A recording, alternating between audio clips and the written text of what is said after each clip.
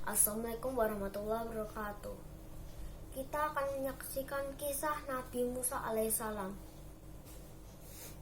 Musa adalah putra dari Imron dan Yukabat. Mereka dilahirkan di negeri Mesir yang pada saat itu dipimpin oleh seorang raja yang kejam dan durhaka kepada Allah SWT. Raja itu dikenal dengan sebutan Fir'aun. Suatu hari Raja Fir'aun bermimpi bahwa kekuasaannya akan hancur jika ada seorang anak laki-laki Bani Israel.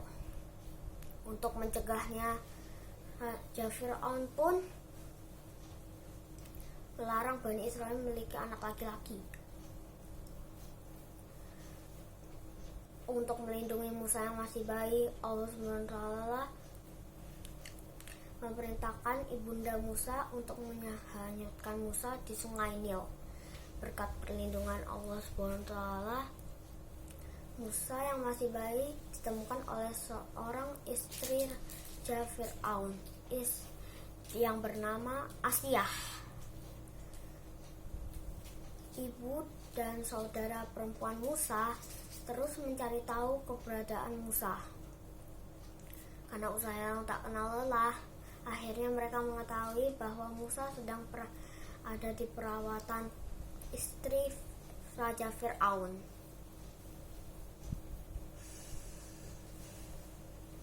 Namun di kerajaan Fir'aun, Musa tidak mau makan dan minum susu dari siapapun.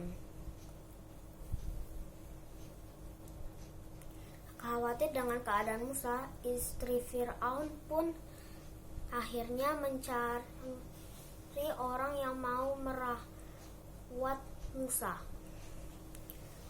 Seorang perempuan menawarkan dirinya untuk dirawat oleh ibunya. Perempuan itu sebenarnya adalah kakak perempuan Musa. Setelah bertemu dengan ibunya yang asli, Musa akhirnya mau makan dan minum.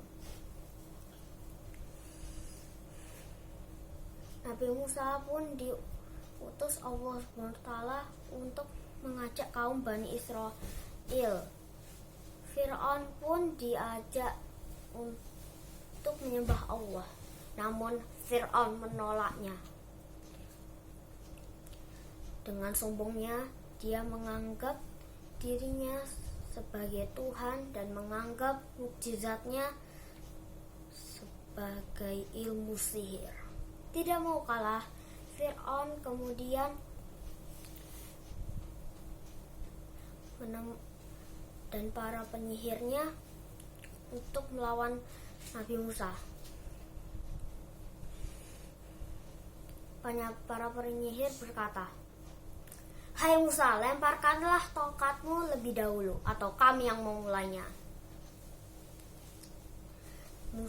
Musa pun menjawab, "Kalianlah yang mulai lebih dahulu." Para penyihir akhirnya melemparkan tongkatnya dan menjelma menjadi ular. Untuk melawannya, Nabi Musa alaihissalam melemparkan tongkatnya. Dengan izin Allah, tongkat Musa berubah menjadi ular yang besar dan menelan ular-ular para penyihir. Merasa takjub, akhirnya para penyihir bersujud dan beriman kepada Tuhannya Musa, tetapi tidak dengan Fir'aun. Merasa terancam, Nabi Musa dan pengikutnya pun meninggalkan Mesir dan menuju negeri Syam. Mendengar Nabi Musa pergi meninggalkan Mesir, Fir'aun pun mengejar mereka. Nabi Musa dan pengikutnya lari hingga sampai ke tepi Lautan Merah. Nabi Musa alaihissalam memukul tongkatnya. Dengan izin Allah, Laut Merah pun menjadi terbelah. Nabi Musa dan pengikutnya menyeberangi lautan itu.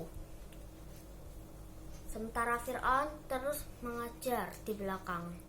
Ketika semua pengikut Nabi Musa telah sampai, sementara Fir'aun masih di tepi lautan merah, Nabi Musa alaihissalam pun Allah memerintahkan Nabi Musa untuk melemparkan tongkatnya, dan kemudian lautan pun menjadi tertutup lagi. Fir'aun pun tenggelam dalam keadaan tidak beriman kepada Allah Ta'ala.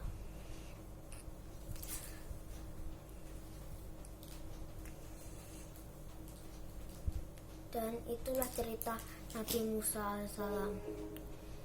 Wassalamualaikum warahmatullahi wabarakatuh.